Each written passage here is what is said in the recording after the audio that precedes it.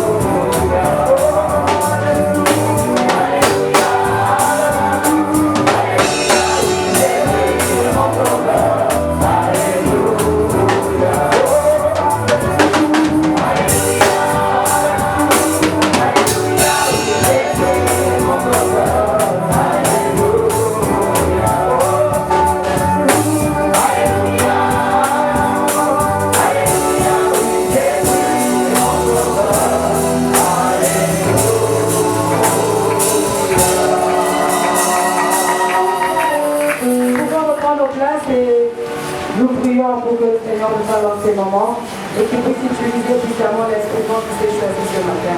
Nous prions au nom de Jésus. En ton nom, pour ta seule gloire, nous avons prié. Amen. Amen. Bonjour, bien-aimés dans le Seigneur. Bonjour. Et c'est par la grâce de Dieu que nous nous retrouvons ensemble en ces lieux.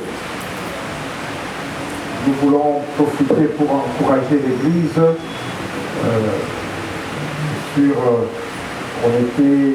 on savait que notre frère Serge était à l'hôpital.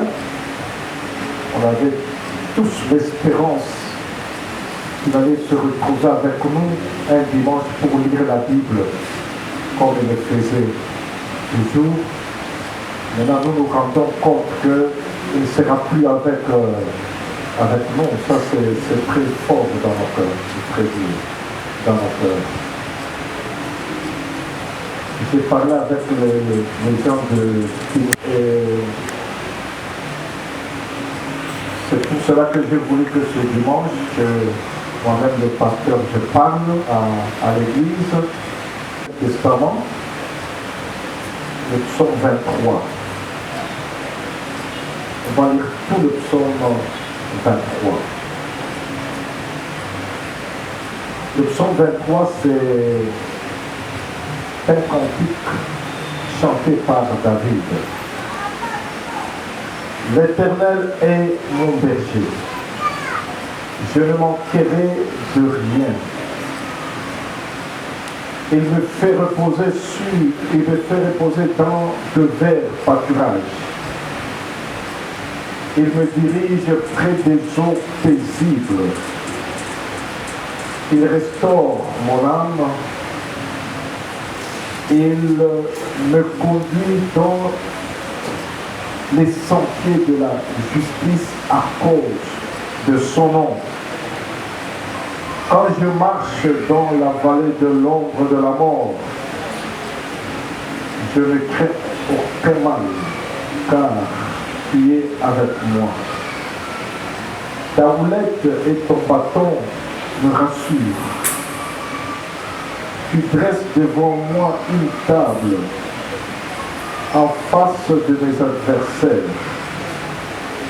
Tu induis ma tête et ma coupe déborde. Oui, le bonheur et la grâce m'accompagneront tous les jours de ma vie. Et j'habiterai dans la maison de l'Éternel jusqu'à la fin de mes jours. Amen. Il y a ceux qui récitent ça par mémoire. Le texte ici de Psaume 23. À l'église, nous chantons parfois ce psaume 23. Ce que j'aimerais parler d'un thème qu'on va nous afficher. On va afficher pour nous.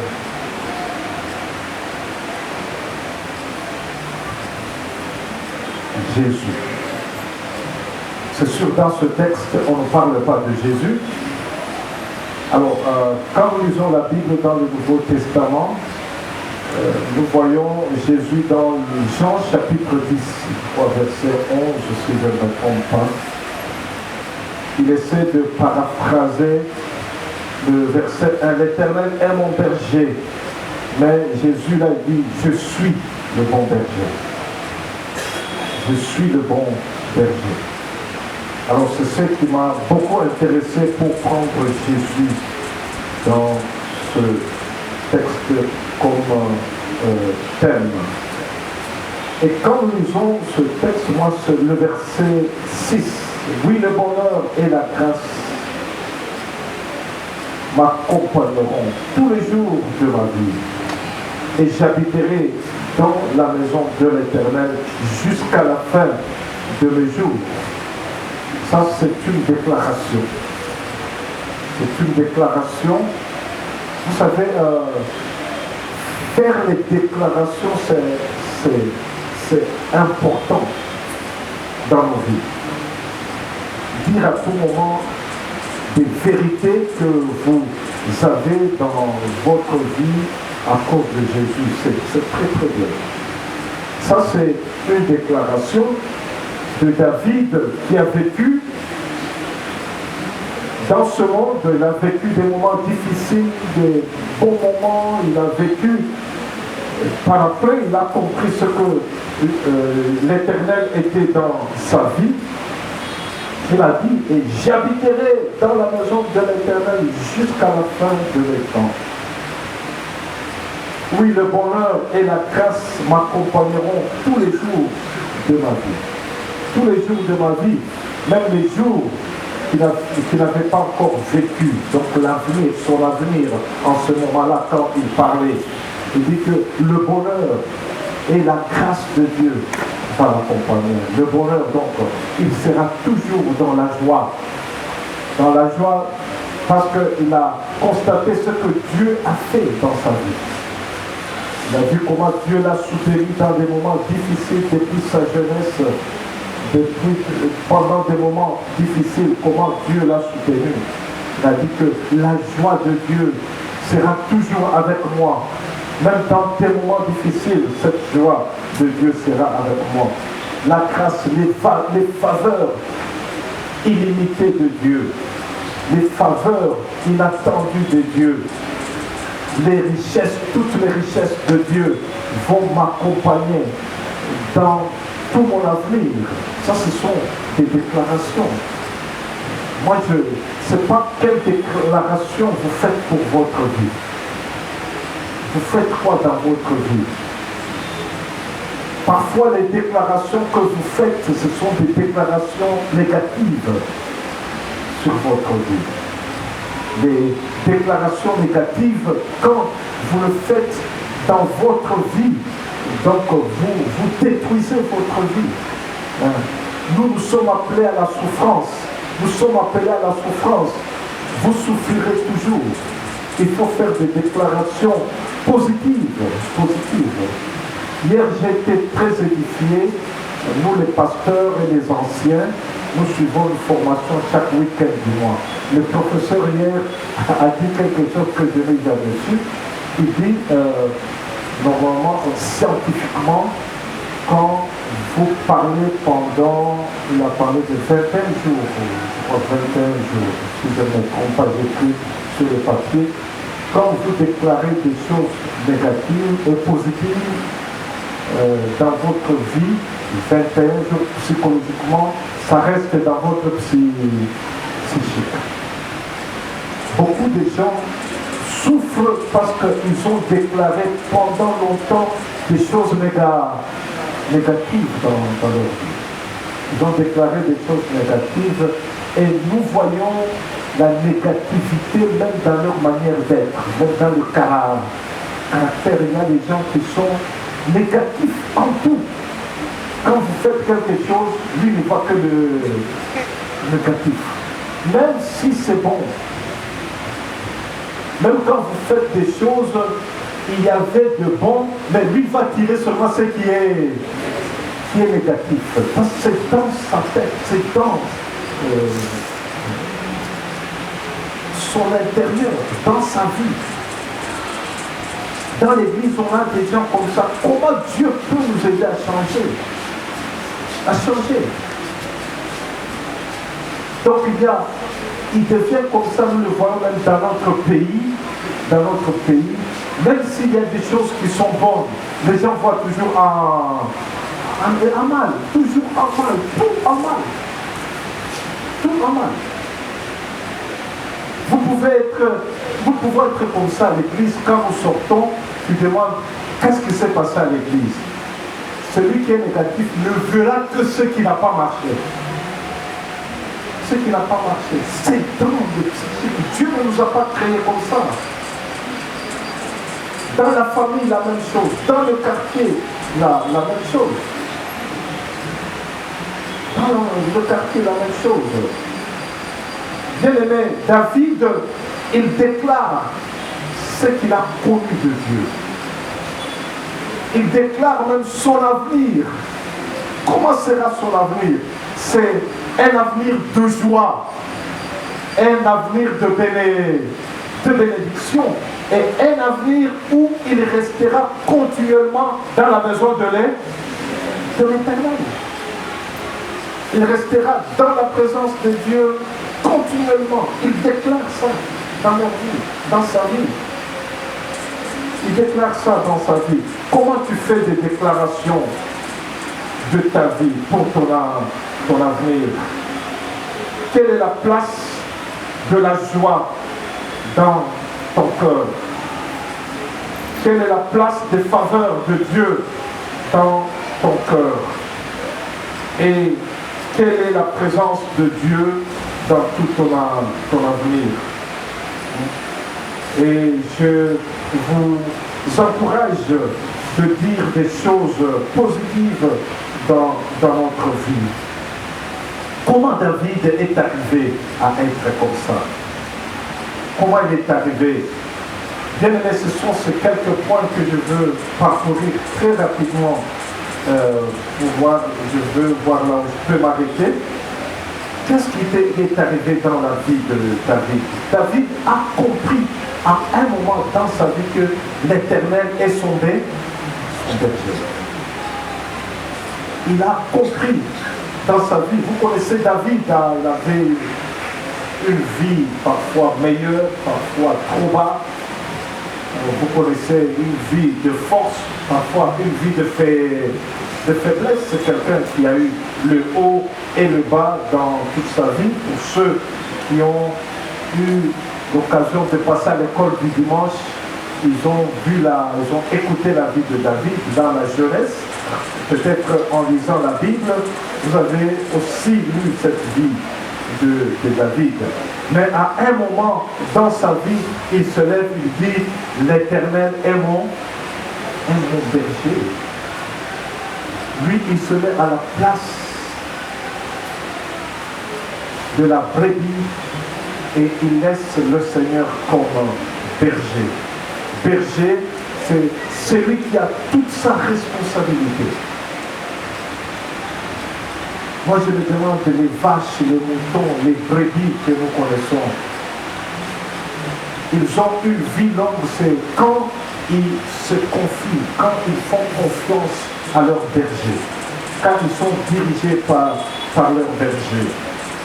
Cela veut dire, David dit que dans toute ma vie, donc la vie présente ou la vie à venir, En tout cas, il n'y a que Dieu qui me conduira. Je vais me confier en Dieu seul. Je vais me confier en Dieu seul. Je ne verrai pas une autre personne, une autre solution, une autre orientation. Tout je trouverai en Dieu, qui est mon berger, qui est mon berger. Il est mon berger, il peut tout, il peut me consoler, il peut m'orienter, il peut faire de moi tout ce que je peux. Je peux être distrait dans l'inconscience même, il s'occupe de moi et il s'occupera de moi. C'est la première chose, la première expérience de sa vie de mettre l'Éternel comme son berger. C'est la question que nous devons nous poser, bien-aimés. Qui est Jésus pour nous? Qui est Jésus pour nous? Est-ce que nous l'avons déjà choisi comme le berger? Le berger, celui en qui nous mettons toute notre confiance, notre orientation, tout ce que nous avons comme idée pensée dans la vie. Est-ce que nous recadrons ça en Jésus, que c'est lui notre solution? Jésus, à un moment donné, même avec ses disciples, il leur a posé la question: qui suis-je? Vous avez vu même c'est ceux qui étaient à côté de lui. Ils n'avaient pas une compréhension claire sur la personne de Jésus.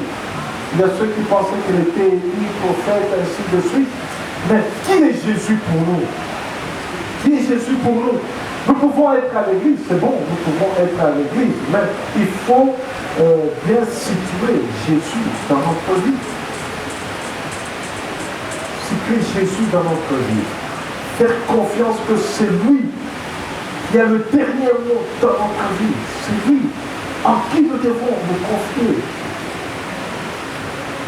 Même si nous dormons, mais nous savons qu'il est là, à côté de nous, pour nous aider, pour nous entendre, pour nous corriger. C'est pour cela, dans notre marche avec le Seigneur, à un moment dans notre vie, il y a plusieurs parmi nous qui ont pris la décision de recevoir Jésus dans leur vie.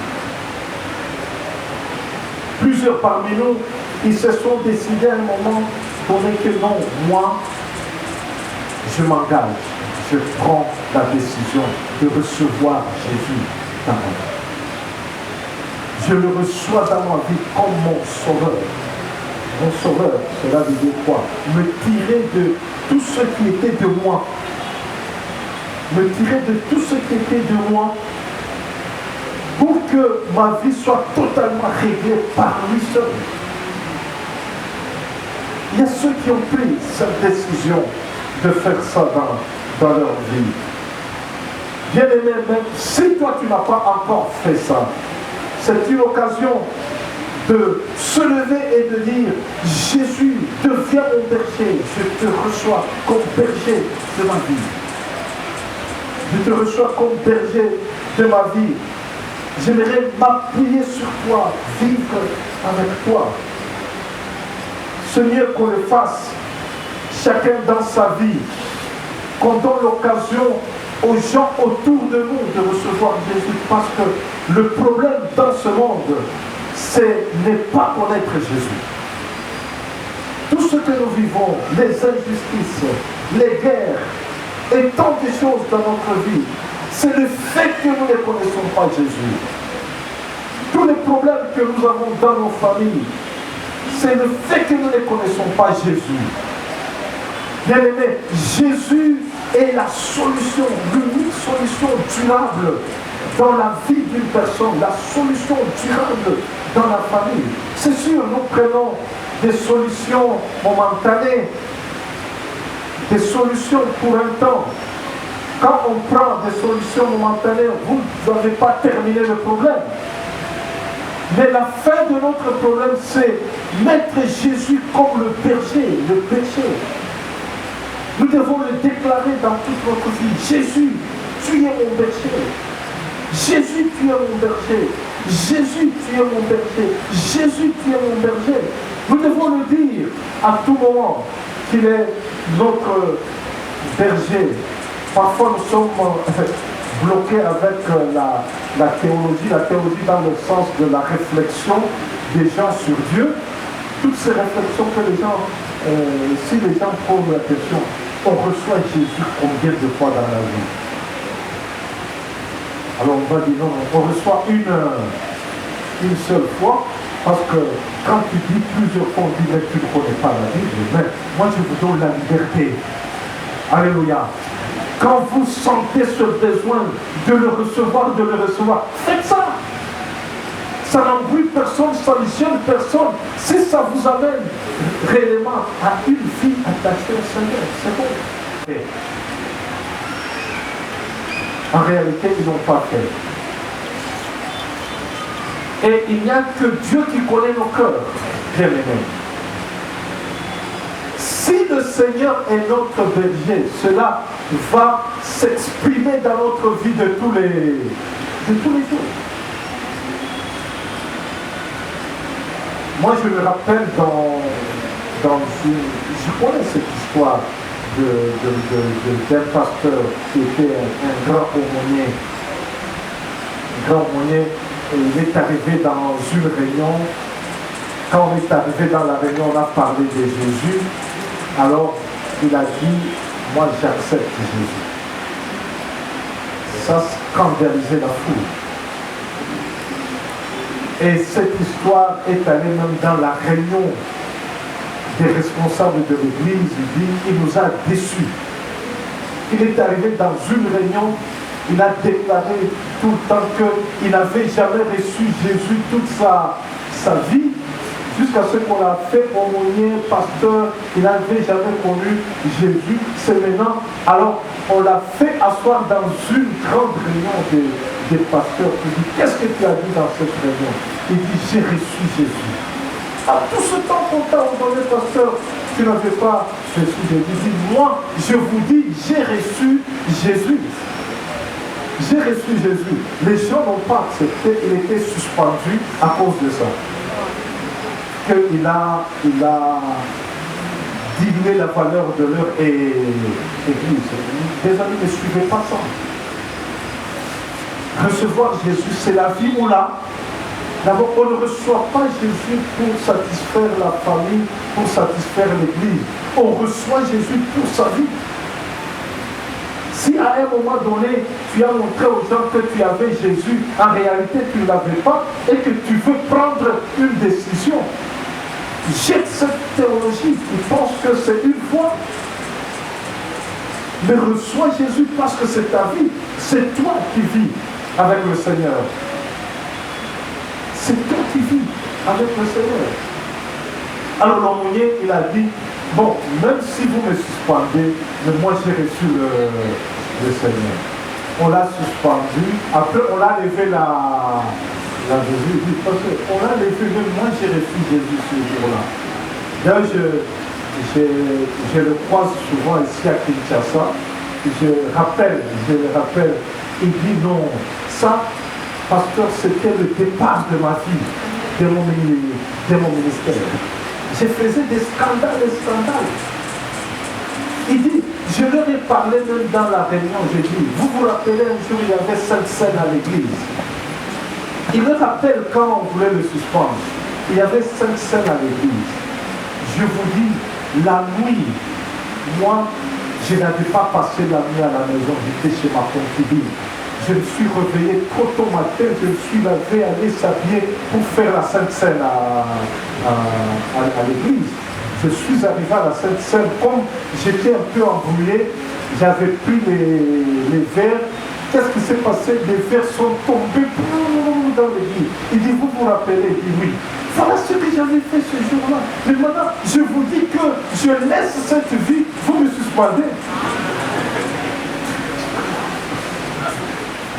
Je laisse cette vie des deux autres que vous ne saviez pas et que je menais dans l'église en disant que c'est notre pasteur. Bien-aimés, mettez de côté cette réflexion, cette théologie-là. Si vous avez besoin de recevoir du plaisir, faites ça. Faites ça. Vous ne perdez rien. Par contre, vous gagnez. Vous sortez de la vie d'hypocrisie. Vous sortez dans cette vie d'hypocrisie et vous vous donnez au Seigneur, votre berger, à Jésus, notre berger. Bien-aimés, Jésus est la solution de la vie de plusieurs même parmi nous. Beaucoup de gens parmi nous sont apparents comme chrétiens. Essaye de donner ta vie réellement à Jésus. Vous allez voir ce que Jésus est. Ce que Jésus est. Comme ce jeune qui me disait que dans notre famille, quand on dit aller à l'église, c'est comme si aller jouer au football. On ne prend pas ça au sérieux. C'est comme aller jouer au football. Nous venons, on vient. Ça a été à l'église. Qu'est-ce que le pasteur a dit? C'est tout. Seulement, c'est une façon d'encadrer les enfants. Nous amenons les enfants à l'église. Nous venons à l'église pour vraiment rencontrer, vivre avec notre Seigneur. Ça, c'est la chose que David a pu faire dans sa vie. Si nous rencontrons Jésus dans notre vie, qu'est-ce qu'il fait? Qu'est-ce qu'il fait dans notre vie? Parce que nous ne savons pas à quel niveau nous sommes avec lui, à quel niveau nous sommes en intimité avec lui, quand nous le prenons comme berger.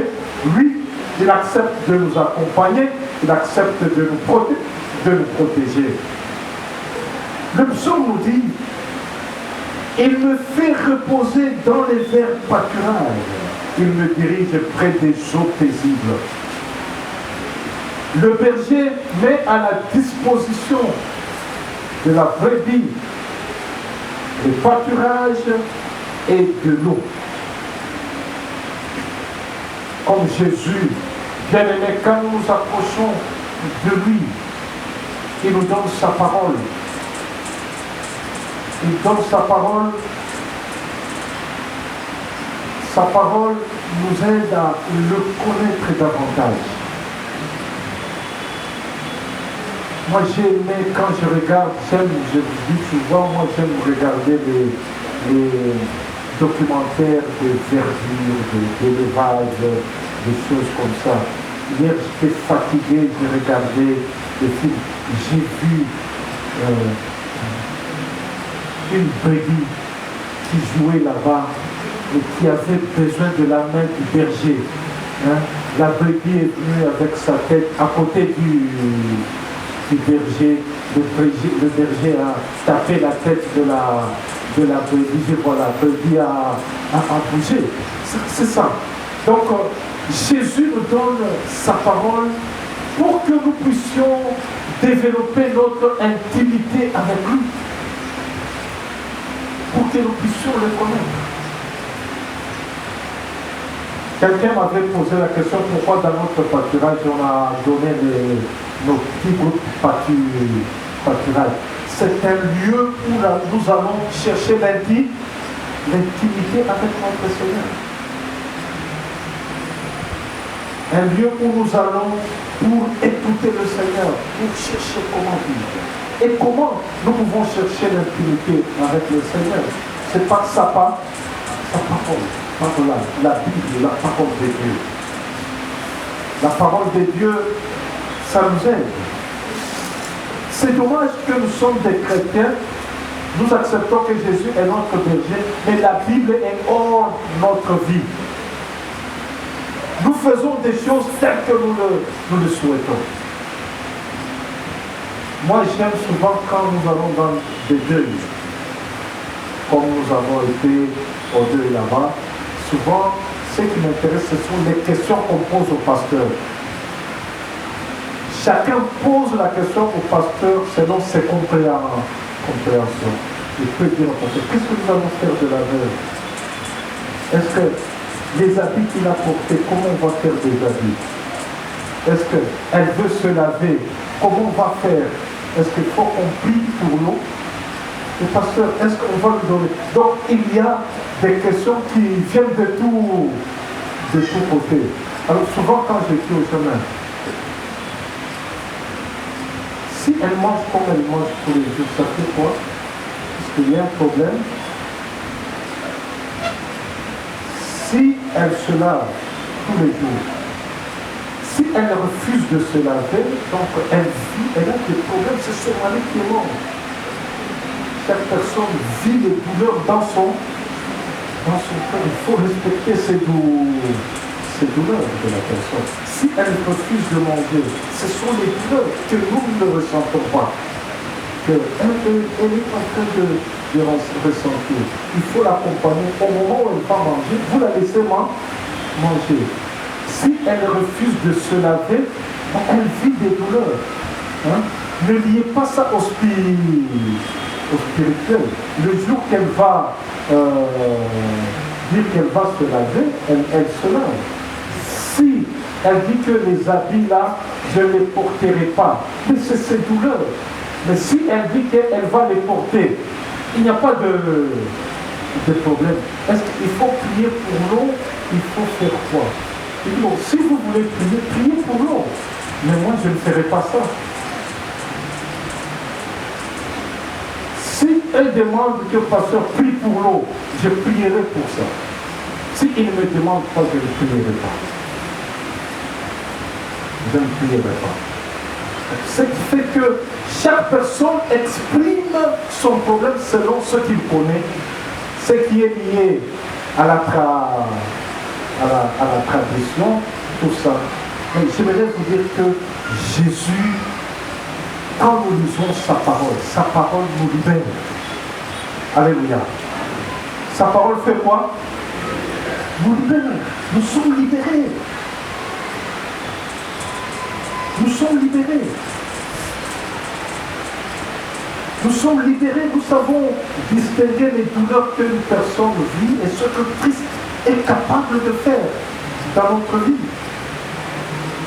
Nous sommes capables de distinguer le tout, ce que Christ est capable de faire dans notre vie. Bien-aimés, au fur et à mesure que nous lisons la Bible et nous la mettons en pratique, nous développons l'intimité avec Dieu. Beaucoup de choses inutiles disparaissent. Beaucoup de choses inutiles disparaissent. Dans ce monde, il y a des gens qui se sont liés eux-mêmes à cause de leur conception, malgré qu'ils sont à l'église. Ils sont à l'église, ils sont liés par beaucoup de choses. J'aimerais vous dire quelque chose, peut-être. Vous savez les histoires qu'on enlève des bagues à l'église. Avant, ça n'existait pas dans la liturgie. Dans la liturgie, on ne faisait pas ça. Quand une personne meurt, on vient, on fait le culte. Là où on va enlever les bagues, vous ne saurez même pas. Hein? Vous ne saurez même pas. Mais à un moment, c'est introduit dans la liturgie. Pourquoi? C'est parce que quand on ne les faisait pas, il y a toujours des prophètes des maisons. Hein? Il y a des gens qui ne sont pas dans les églises et ils font leur pastoral seulement dans les maisons des gens. Autant où nous sommes à l'église, ils dorment à la maison. Quand vous rentrez, ça, je ne défends pas. Mais c'est malheureux si dans notre église il y a des gens comme ça. Ça, j'aimerais vous dire, c'est trop malheureux. Si nous sommes dans une église avec des gens qui ont des prophètes de maison, des pasteurs de maison, même moi je suis votre pasteur. Quand vous avez des problèmes, il faut dire au pasteur, maman Annie a dit ici, quand elle est venue, elle a dit, pasteur, j'ai tel problème, est-ce que tu peux me voir à la maison? Je suis allé à la maison. Elle va expliquer le problème. Je l'ai accompagné. C'est ça le rôle du pasteur. Parce que c'est ça le rôle des anciens. Beaucoup de gens se disent, quel est le travail des anciens? C'est ça le travail des anciens, parce que vous ne montrez pas. Les gens ne disent pas, ne cherchent pas qu'on les accompagne. Les gens ne cherchent pas qu'on les accompagne. Donc on doit accompagner les gens. Maintenant, ce prophète des maisons, qu'est-ce qu'il faisait? Quand on termine comme ça, le culte, il vient. Est-ce qu'on t'a enlevé des bagues? On dit non, on n'a pas enlevé. Il dit non, comme on n'a pas enlevé, ton mari ou ta femme est toujours à côté de toi. Il faut une prière exceptionnelle. Alors ils ont commencé à faire des prières et d'enlever des bagues. On a dit, voilà, ce sont les gens qui détruisent la Bible. Alors commençons à mettre ça dans la liturgie. Comme ça, on éloigne un peu des prophètes des maisons et des pasteurs des maisons. Quand on a deuil, séance tenante, on enlève les bagues. Souvent quand on enlève les bagues, là il faut gérer les émotions. Les mamans peuvent piquer des crises là-bas, mais il faut toujours les expliquer que le mariage était rompu quand la personne était morte. Ce n'est pas au moment où nous enlevons les bagues. Mais vous avez déclaré ça le jour de mariage. Il n'y a que là. Mais nous oublions ce qu'on a déclaré le jour du mariage. Enlever des bagues, c'est une formalité, c'est aussi mettre une barrière avec des prophètes de maison et des pasteurs de maison qui cherchent toujours des histoires pour embrouiller les gens. Bien-aimés, nous poussons dans notre église, nous nous encourageons de lire la Bible. Une bonne lecture de la Bible nous ouvre les portes d'une vie de prière. Quelqu'un ne peut pas dire qu'il lit la Bible et il ne prie pas. Non, il n'a pas bien lu la Bible. Quelqu'un qui lit la Bible, qui lit la force du Saint-Esprit, il n'a pas bien lu la Bible. La Bible nous ouvre dans une vie de prière intense. Une vie de prière intense. Un attachement à Dieu. Et quand nous faisons ces prières, quand nous lisons la Bible, vous allez voir que notre intimité avec le Seigneur se développe de plus en plus. Donc, l'intimité. Oui, j'ai déclaré un jour que Jésus est mon berger, mais à force de lire la Bible, à force d'écouter des prédications, je m'approprie ces prédications, mon intimité avec le Seigneur se développe de plus en plus.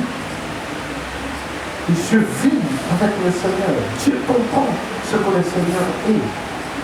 Dans les moments difficiles, je comprends ce que le Seigneur est dans ma vie. L'eau, souvent, quand on parle de l'eau dans la Bible, c'est le symbole de l'esprit. Donc, le Seigneur me conduit, me plonge dans la plénitude de l'esprit. J'aimerais vous dire, bien aimé, une vie chrétienne sans plénitude du Saint-Esprit, c'est une vie à problème, une vie de questionnement. Parce que le Saint-Esprit nous conduit même là où nous ne comprenons rien. Nous lisons des versets bibliques, parfois les vivre c'est difficile. Expérimenter ces versets bibliques c'est difficile. Mais le Saint-Esprit nous conduit à vivre cette parole dans sa totalité. Aimer Dieu sans réserve. Aimer Dieu sans réserve. Moi je vois toujours... il y a des églises, vous voyez, je prends par exemple une secte des brahmanistes. C'est quoi? Ce sont une église basée sur les discussions. Nous, notre christianisme, ce n'est pas les discussions, c'est la vie. Alléluia. C'est la vie en Jésus. C'est cette vie que nous y plongeons avec la puissance du Saint-Esprit. Et Dieu, il n'y a que Jésus qui le fait. Ce n'est pas de nous-mêmes. Nous engageons à lire la Bible, mais Jésus nous aide par son esprit à nous approprier ce que nous lisons dans la Bible et à nous attacher totalement à lui. À nous attacher totalement à lui et à dire qu'en dehors de Jésus, nous ne pouvons rien. Et rien. Nous ne pouvons rien. Il n'y a que Jésus. C'est le Saint-Esprit qui nous aide. Et c'est comme ça que Dieu nous conduit dans le sentier de la justice. Et nous savons vivre la justice, c'est quoi? J'ai parlé avec mon épouse, on partageait un peu les expériences, tout ça, des orphelins. Quand je suis à l'école, il y a tous ces gens qui disent que papa vient me prendre, papa m'a donné comme ça. Mais moi, je ne sais pas parler. Moi, je ne sais pas parler. On dit, pourquoi tu ne sais pas parler? Moi, je ne sais pas parler parce que depuis que maman a amené papa à l'hôpital, papa n'est pas encore rentré de l'hôpital. Depuis qu'il a amené papa à l'hôpital, papa n'est pas encore rentré de l'hôpital. Maintenant, quand les autres disent, moi, je vais dire quoi? Je vais dire papa est à l'hôpital ou je vais dire quoi? Mais à cet enfant, comment vous allez l'apprendre de la justice de Dieu? Que Dieu a pris son papa à l'âge là. Comment vous allez dire à cet enfant que Dieu est juste? Quand il voit ses amis appeler leur papa venir le prendre avec les véhicules, lui ne voit pas son papa. Et comment l'enfant dit? Il n'y a que Jésus, il n'y a que le Saint-Esprit qui peut nous aider à reconnaître la justice de Dieu. Vraiment, la justice de Dieu n'est pas la justice de ce monde. N'est pas la justice de ce monde. Je vous raconte cette histoire. Moi, l'église où je suis grandi, le conseil des anciens avait réunion chaque vendredi. Chaque vendredi, vous vous posez des questions. Il y aura quelle mesure dimanche? Parfois, on envoie des jeunes pour écouter ce qu'ils disent parce que nous ne voulons pas être surpris. Parce qu'on voit la vie de chaque membre de l'église. Parce que si tu as mal marché dimanche, tu surprendrais, tu es suspendu à l'église. Tu es suspendu, tu es comme ça dans la chorale qui chante. Quand on doit le communiquer, on est calme, on ne sait pas, ils vont dire quoi à l'église? Ils vont dire quoi? Pour eux, la justice de Dieu, c'est prendre des mesures, suspendre des gens. Rappelez-vous de Jésus. Quand on vient mener la femme à du corps, quelle a été la justice de Jésus? Quelle a été la justice de Jésus par rapport à cette femme? Vous allez voir que la justice de notre Seigneur, c'est toujours, il est du côté des faibles. Il sent le péché, mais à côté des faibles. C'est ça la justice de Dieu. C'est ça la justice de Dieu. Bien aimé, cette intimité avec le Seigneur nous amène à discerner la justice de Dieu. On le vit parfois dans l'église. Quand quelqu'un a eu des problèmes, on l'a aidé comme ça, l'autre on l'a aidé comme ça, on a dit, mais quand vous aidez à cette personne comme ça, donc vous allez commencer à faire pour toute l'église. L'autre a eu tel problème, vous avez fait telle chose, et l'autre vous n'avez pas fait. Où est la justice? Bien aimé, cette justice de Dieu, nous allons l'expérimenter toujours dans notre intimité avec le Seigneur. Nous saurons quoi faire, quoi ne pas faire. Qu'est-ce qu'il faut être, qu'est-ce qu'il faut dire, qu'est-ce qu'il ne faut pas dire. Est-ce qu'il faut telle position? Est-ce que c'est nécessaire de prendre telle position? Ce n'est pas nécessaire. Ça, il n'y a que Dieu qui peut nous donner cette façon de voir des choses. Le monde ne peut pas nous donner cette façon de faire. Bien aimé. Alors c'est Dieu, c'est Jésus qui nous amène à expérimenter cette intimité avec le Seigneur. Le monde a sa justice, mais nous avons la justice de notre Dieu. Alléluia.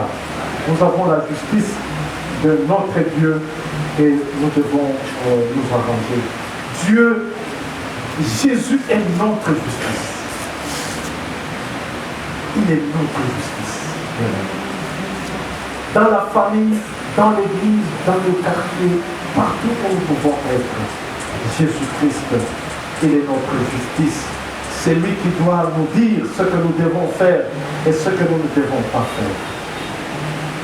C'est lui qui doit nous dire ce que nous devons donner, plus ou moins comment. C'est lui qui doit nous dire cela. C'est pour cela, dans l'Église, tout ce que nous avons comme principe dans notre Église, ceux qui ont constaté que nous luttons pour qu'il n'y ait pas trop de principes dans l'Église. Parce que parfois les principes nous éloignent de la justice de Dieu. Mais nous avons besoin de ça, mais nous ne voulons pas que l'Église fonctionne sur les principes humains. Mais nous voulons que l'Église fonctionne sur la justice de Dieu lui-même. Nous ne voulons pas que les lois de l'Église nous aident. Même les règlements intérieurs de l'Église, les statuts, nous devons toujours les fignoler à tout moment. Nous devons réfléchir, est-ce que ces règlements nous amènent dans la justice de Dieu ou la justice, même dans les groupes. Une personne qui s'absente 3 fois dans la chorale, nous le mettons dehors. Nous devons toujours réfléchir, est-ce que dans les mesures que nous prenons, dans tous les groupes, dans les mesures que nous prenons, est-ce que ça nous amène à faire vivre les gens cette justice de Dieu? Est-ce que ça amène aux gens, ou bien les gens viennent à l'église seulement, ils ont peur de quoi? Des règlements, des lois, des principes qu'on a donnés dans l'église. Mais il n'y a que le Seigneur Jésus qui vit avec nous, qui nous aidera à découvrir cette justice, à faire vivre cette justice parmi nous. Quand nous sommes dans des difficultés, telles qu'on le dit dans le psaume, quand je marche dans la vallée de l'ombre de la mort, je ne crains aucun mal, car tu es avec moi. Ta houlette et ton bâton me rassurent. Jésus, notre berger, il est notre protecteur. Nous devons croire en ça.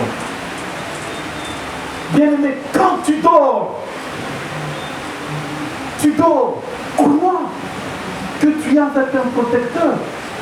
Occupe-toi, ce n'est pas la Bible qui va te protéger. Ce ne sont pas tes longues prières qui vont te protéger. Ce ne sont pas tes courtes prières qui vont te protéger. C'est Jésus qui protège. C'est Jésus qui te protège. Croyez en Jésus. Il y a des gens qui ont dit, oh, moi on m'a attaqué la nuit parce que je n'ai pas prié avant de...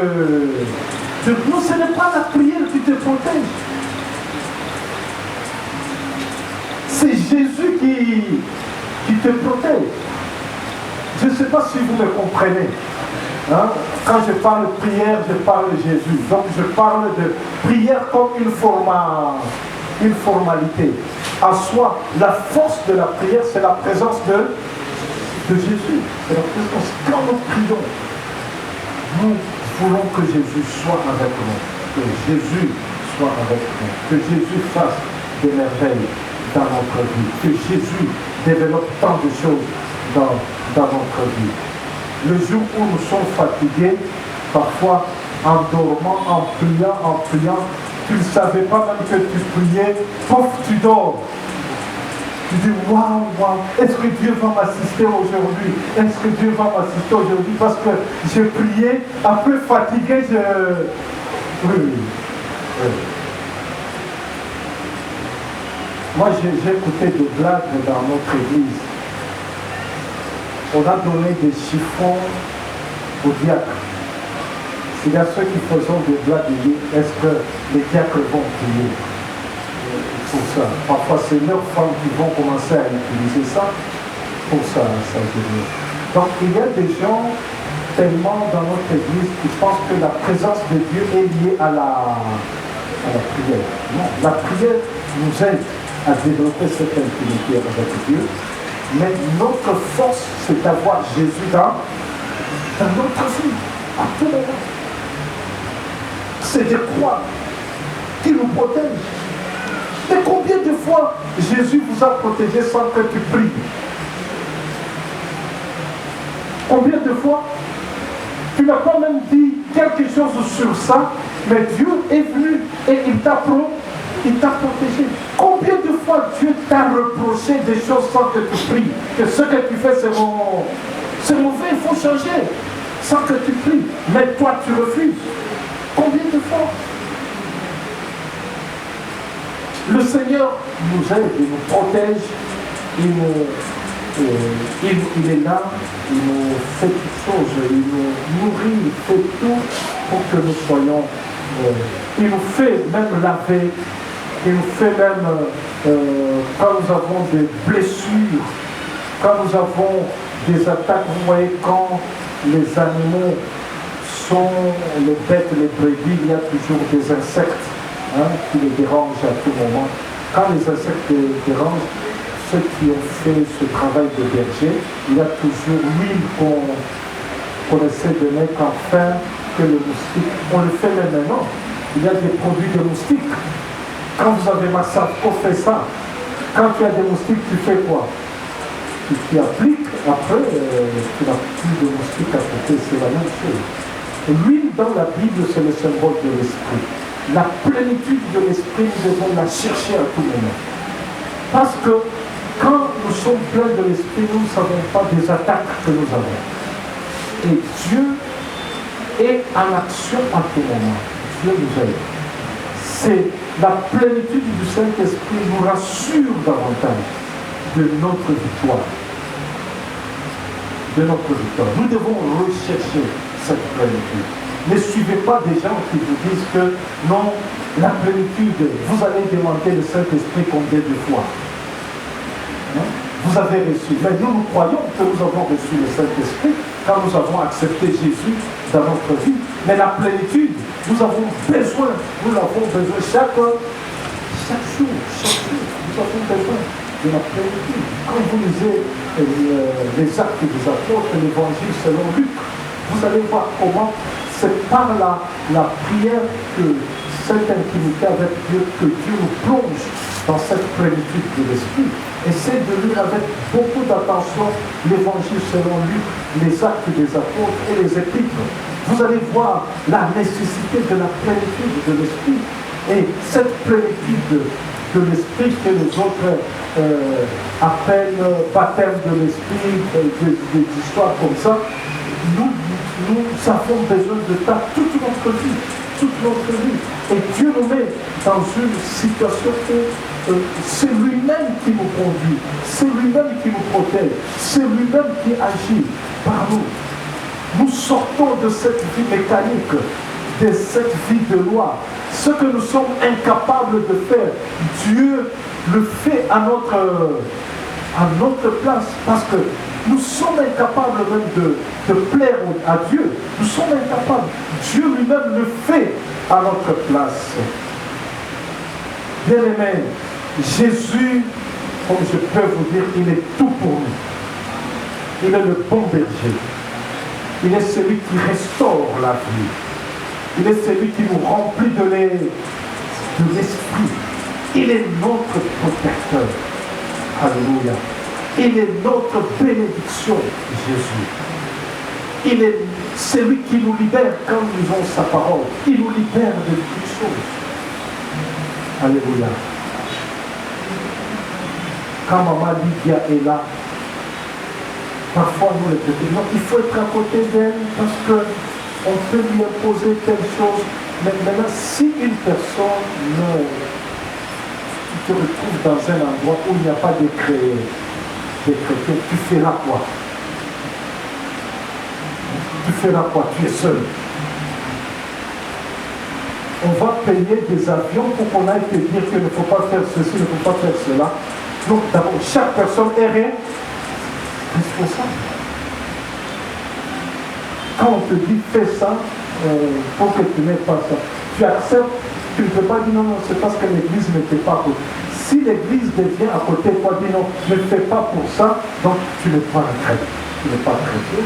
Tu dois dire toi-même, par ma foi, je ne peux pas faire ça et ça. L'église vient seulement pour te sous.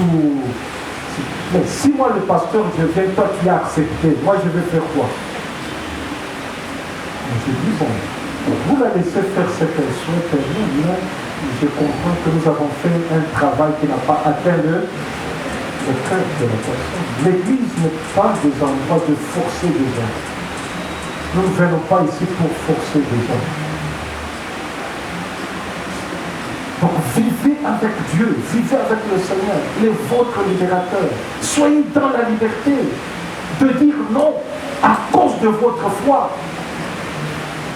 De dire oui à cause de votre foi.